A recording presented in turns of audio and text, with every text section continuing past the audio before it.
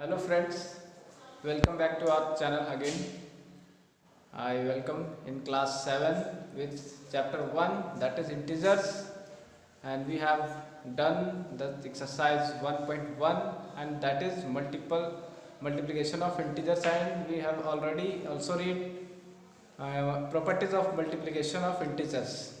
So again we continue this and we learn here division of integers with properties of its. Okay, so मैं आज फिर से start करूँगा division of integers. हम लोगों ने एक्सरसाइज 1.1 दैट इज चैप्टर का फर्स्ट एक्सरसाइज था जिसमें इंटीजर्स क्या है एंड उसका मल्टीप्लिकेशन प्रॉपर्टीज ऑलरेडी हम लोगों ने पढ़ चुका है, सीख लिए हैं. ठीक है, तब उससे आगे हम लोग डिवीज़न की बात करेंगे.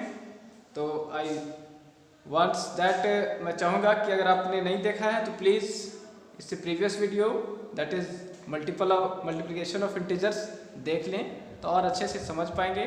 और हम लोग आगे करते हैं तो सेम वैसा ही है जैसा कि मल्टीप्लिकेशन में हम लोग कर रहे थे, सेम वैसा ही आपको यहाँ भी दो रूल वही याद रख रहे हैं कि अगर दो पॉजिटिव इंटीजर या फिर दो नेगेटिव इंटीजर्स का डिवीज़न होगा, डिवाइड करेंगे तो जो क्वोटिएंट होगा दैट इज जो आंसर होगा, ठीक है, वो एक पॉजिटिव साइन होगा. ठीक है, अगर दो इंटीजर्स पॉजिटिव में हैं, दोनों प्लस में हैं या फिर दोनों निगेटिव माइनस साइन के साथ हैं तो उसका जो आंसर होगा, उसका जो वैल्यू होगा वो एक पॉजिटिव साइन के साथ होगा. ठीक है, जो हम लोगों ने मल्टीप्लिकेशन में ऑलरेडी सीख लिया वही चीज़ यहाँ भी फॉलो होगा.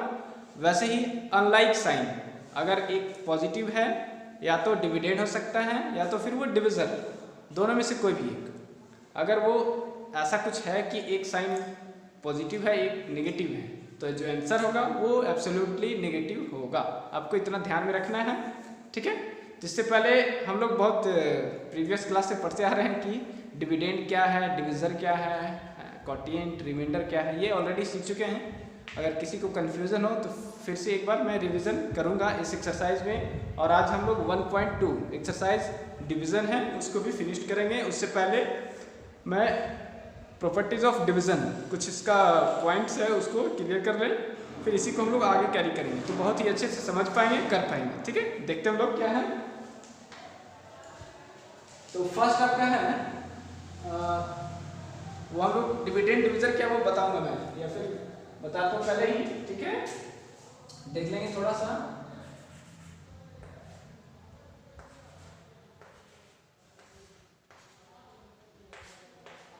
ठीक है, ये ध्यान रखेंगे, ये डिवाइड हम लोग नॉर्मली करती है, इस प्रॉपर्टी से अलग है थोड़ा. ठीक है, इस प्रॉपर्टी से अलग मैं नॉर्मल डिविडेंड डिवीजन की बात कर रहा हूँ तो हम लोग डिवाइड करते हैं.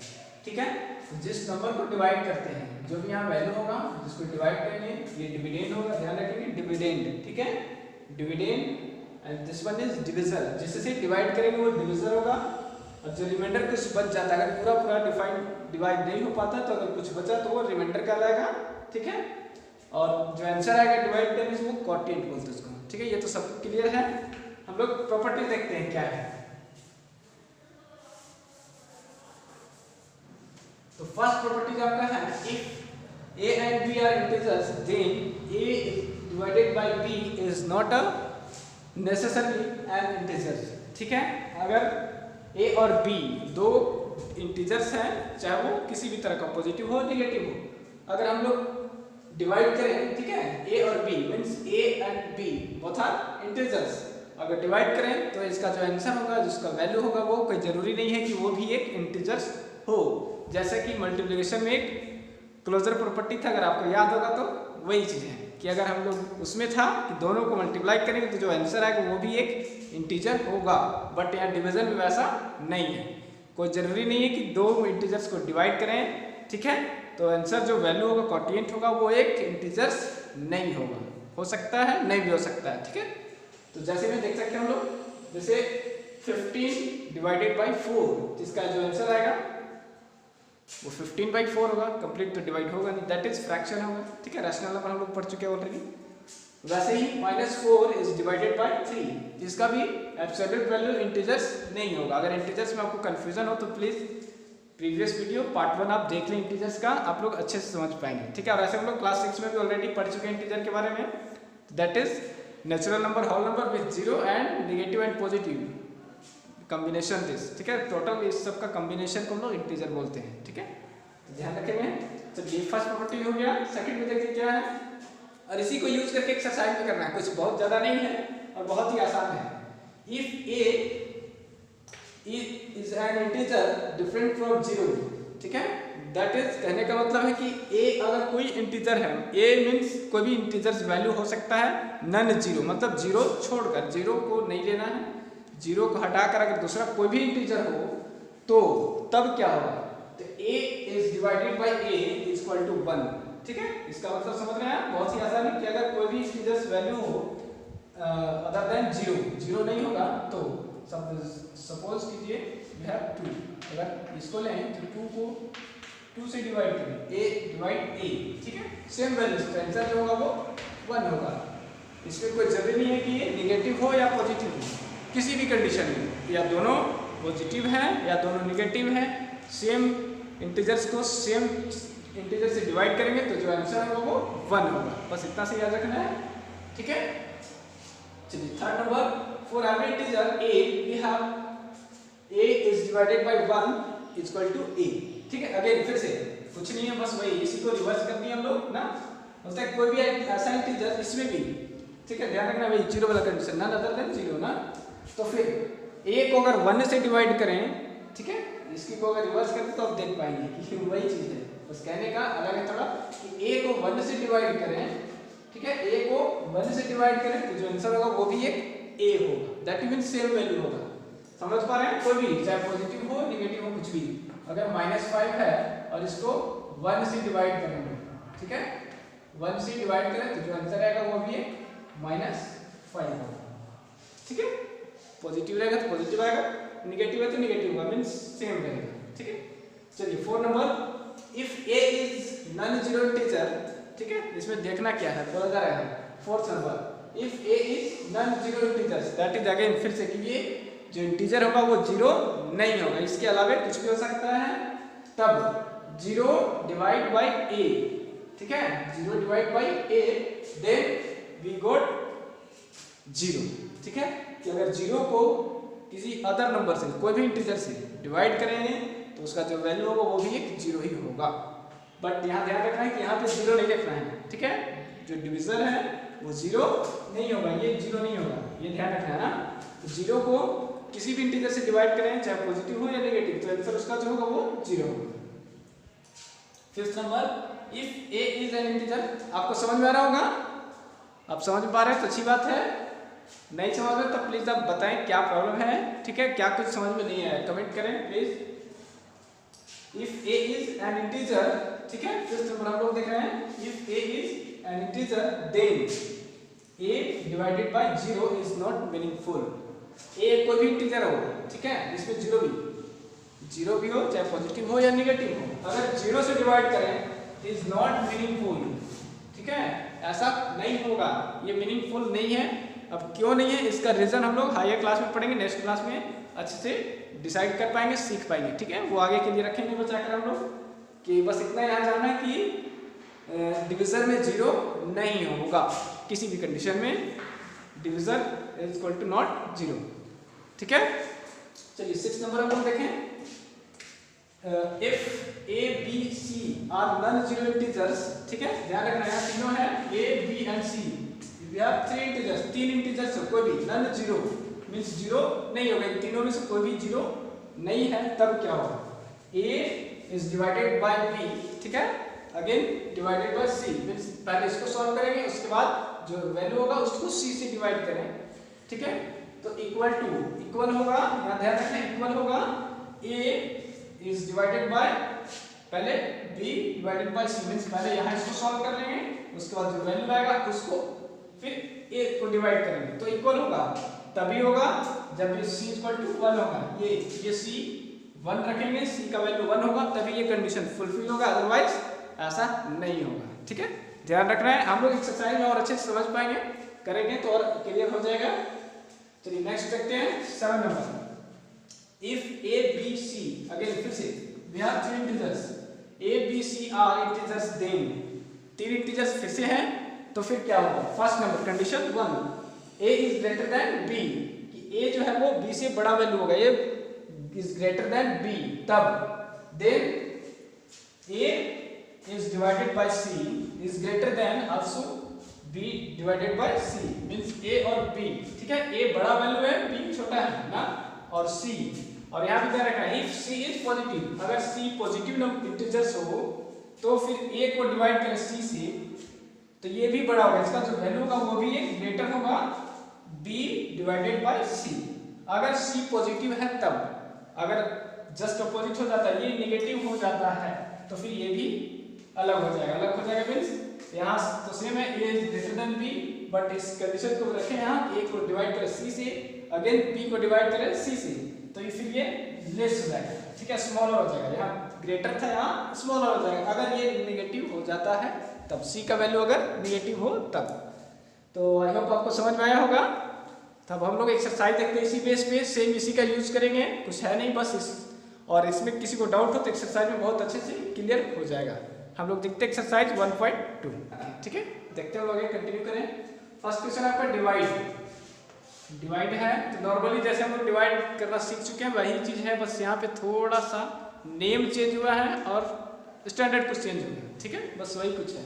तो अभी हम लोगों ने सीखा पहले कि रूल 1 रूल 2 दैट इज अगर सेम इंटीजर्स दैट इज दोनों positive, that is divisor and dividend, अगर दोनों ही पॉजिटिव है या तो दोनों नेगेटिव है, तो जो वैल्यू आएगा क्वोटिएंट आएगा वो भी एक पॉजिटिव होगा, चाहे वो पॉजिटिव हो जाए नेगेटिव, ये हम लोगों ने पहले बता चुका है मैंने, ठीक है।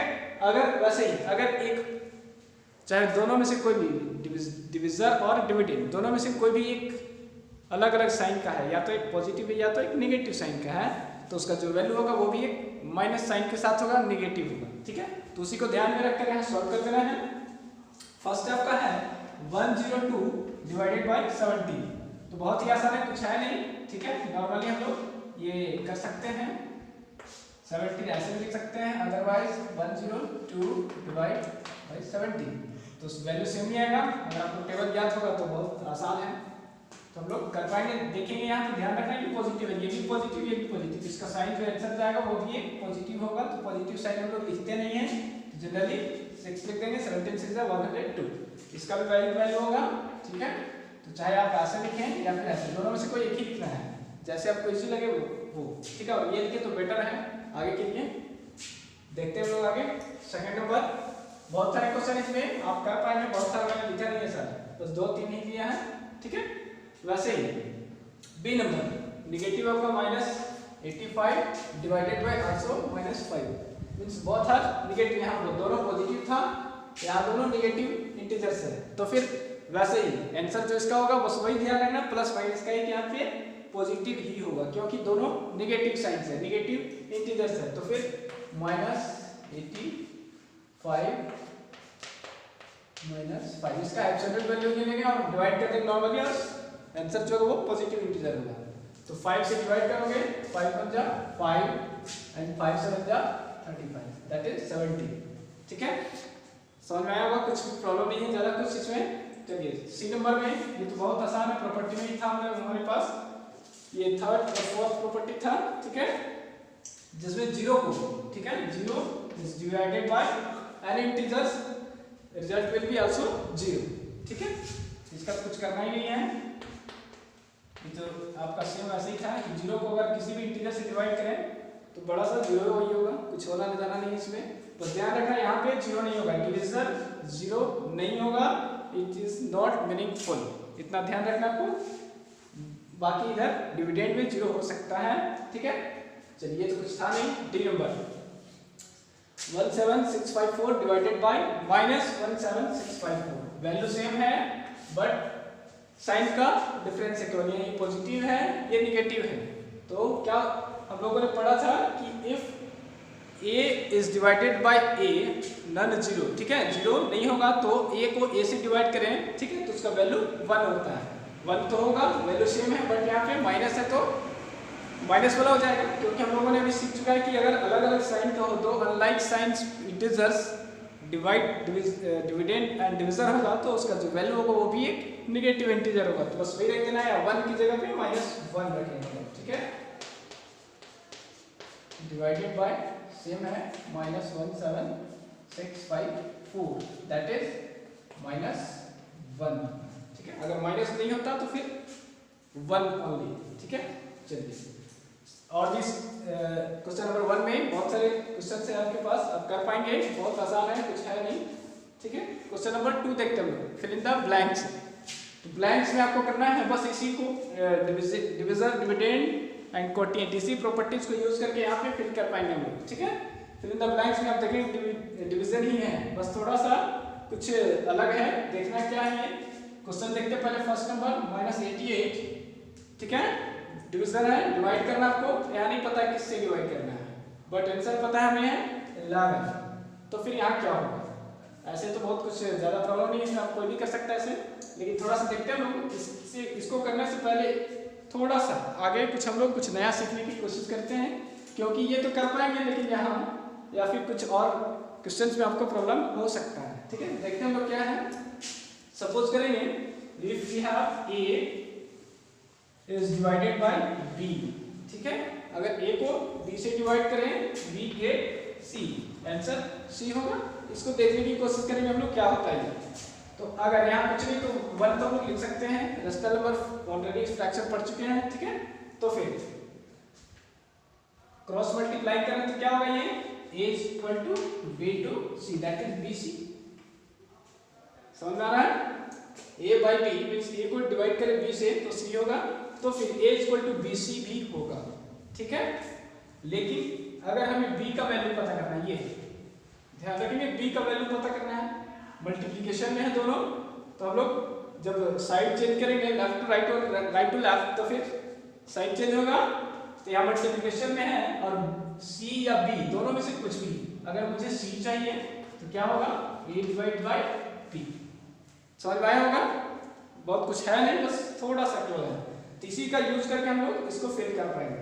ठीक है, तो ये सपोज कीजिए डिविडेंड आपका है, a is dividend and this one is divisor and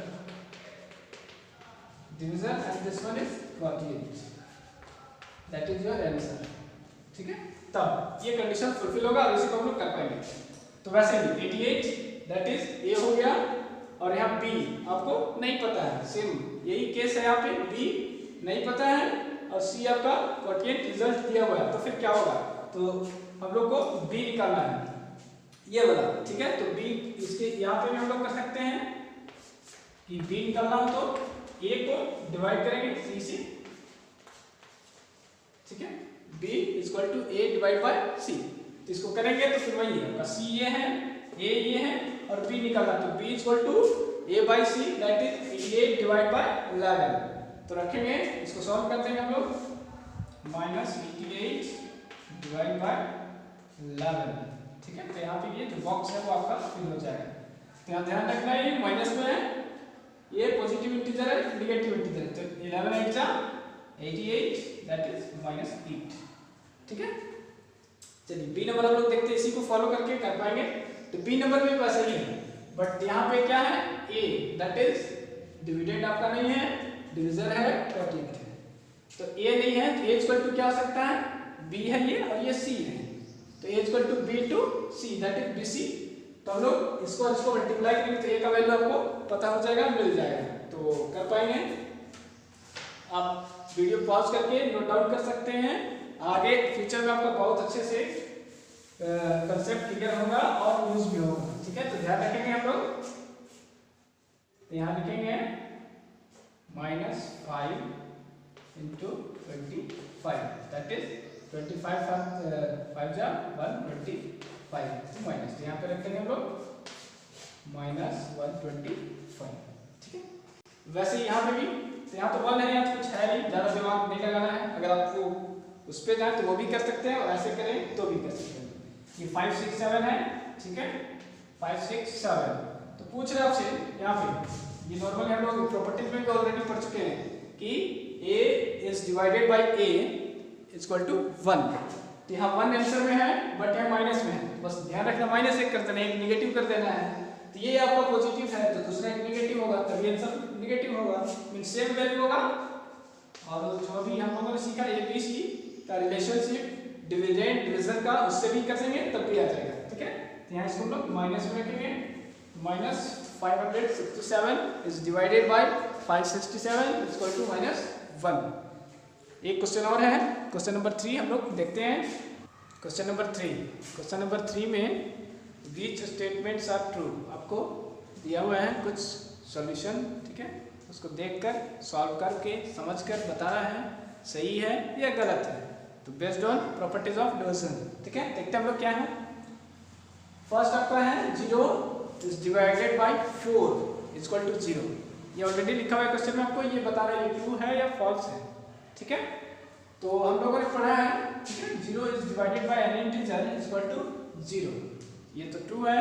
ऐसा होता है कि हम लोग किसी भी इंटीजर्स को, चाहे वो कोई भी इंटीजर्स हो इंक्लूडिंग 0 को डिवाइड करें अदर इंटीजर से, नन 0 से, मीन्स कोई भी इंटीजर जो 0 नहीं होगा डिविजर, तो उसका जो वैल्यू होगा वो भी एक 0 होगा। दैट इज ये ट्रू है, तो लिख देना आपको, ठीक है, ट्रू। सेकंड 15 डिवाइडेड बाय 0, तो फिर ये क्या हो सकता है, क्या बोलता है 15 divided by 0 is equal to also 0। No, ये नहीं होता है। क्यों? कि डिविजर में कभी भी 0 नहीं होगा। ये हमने पढ़ा है पहले ही कि 0 कभी भी नहीं होगा अभी तक। और क्यों नहीं होगा, क्यों का रिजल्ट, क्यों का आंसर आपको हायर क्लास में अच्छे से समझ पाएंगे, मिलेगा। हम लोग मिलकर फिर से बात करेंगे। और आपको मैं बता दूं, केवल 7 का ही नहीं, इस चैनल पे, हमारे चैनल पे BDPS रांची आपको क्लास 1 से 11th 12th और ग्रेजुएशन ऑनर्स सारे पेपर्स का मैथ्स हो या अदर्स वीडियोस भी अदर सब्जेक्ट का भी मिल जाएगा। बट अभी या अच्छे से आपको मैथ्स तो बहुत ही आसानी से, बहुत अच्छे से समझ में आएगा, और वो भी एक अच्छे लेवल का जो क्वालिटी बेस्ड है, जो आपको आगे हेल्प करने वाला है बहुत अच्छे से। तो केवल 7 या कोई स्पेशल वीडियो क्लास का ही नहीं है, 1 to 12th ग्रेजुएशन आपको सारा कुछ मिलेगा यहाँ। तो बने रहेंगे, आपके फ्रेंड्स हो, यंगर ब्रदर सिस्टर और व्हाट एवर यू हैव, आप उनको भी शेयर करें, उनका भी हेल्प करें कि आप यहाँ पे सारा कुछ सॉल्यूशन है, ठीक है। तो देखते हैं हम लोग नेक्स्ट एक और। तो ऐसा ये होगा नहीं, यहाँ पे 0 डिविजन कभी भी नहीं होगा। तो जब यहाँ नहीं होगा तो फिर ये 0 आने का कोई मतलब ही नहीं है, तो ये फॉल्स स्टेटमेंट है, फॉल्स है, ठीक है। वैसे ही सी नंबर में क्या देखते हैं हम लोग, -8 is divided by -1 is equal to -8। तो ऐसे अगर नॉर्मली देखेंगे तो बहुत ही बेसिक से जो रूल 1 है और रूल 2 डिवीजन का और मल्टीप्लिकेशन का, उसी से क्लियर हो जाएगा, ठीक है। हम लोगों ने सीखा रूल 1 एंड रूल 2 में, that is sine of integers, अगर दोनों सेम साइन हो, ठीक है, दोनों इंटीजर्स पॉजिटिव हो या फिर दोनों निगेटिव हो, तो चाहे नेगेटिव या पॉजिटिव इससे कोई फर्क नहीं पड़ता, बट बहुत इंटीजर्स है इक्वल साइंस, या तो दोनों पॉजिटिव होना चाहिए या तो दोनों निगेटिव, तो उसका जो आंसर होगा वो भी एक पॉजिटिव साइन के साथ होता है। बट यहाँ पे माइनस है, क्योंकि यहाँ भी निगेटिव इंटीजर्स 1 हो गया, यहाँ भी निगेटिव, तो इसका आंसर जो ना तो वो प्लस में होना चाहिए था, पॉजिटिव होना चाहिए था, ठीक है। वैल्यू तो हम लोग बाद में देखेंगे, प्लस पहले साइन डिसाइड कर लें, जो कि यहाँ माइनस है, तो ये तो ऐसे ही साइन से ही आपका फॉल्स हो जाएगा। और वैल्यू देखेंगे तो वैल्यू तो ठीक है, 8 divide by -1 is equal to -8, मतलब माइनस को छोड़ दें, ठीक है, कोई भी value that is a divide by 1 is equal to a होता है। वैल्यू तो 8 का 8 है, बट साइन का गलत है, साइन ये माइनस का नहीं होगा, पॉजिटिव साइन होना चाहिए, ठीक है। तो आई होप आपको समझ में आया होगा बहुत अच्छे से। और इस क्वेश्चन नंबर 3 में 3 क्वेश्चन और है जो मैं चाहूँगा आप अपने से सॉल्व करें, कुछ सीखें, क्योंकि बना बनाया सब कुछ मिल जाए तो उसका कोई वैल्यू नहीं है। अगर आप कुछ खुद से सीखें तो उसका ज़्यादा वैल्यू, आप कुछ ज़्यादा एब्जॉर्व कर पाएंगे, ज़्यादा कुछ सोच पाएंगे, ज़्यादा कुछ सीख पाएंगे, ठीक है। तो आई होप आप सॉल्व कर पाएंगे। अगर आपको प्रॉब्लम होगा तो please comment your problems, I will also solve that question, ठीक है। Thank you for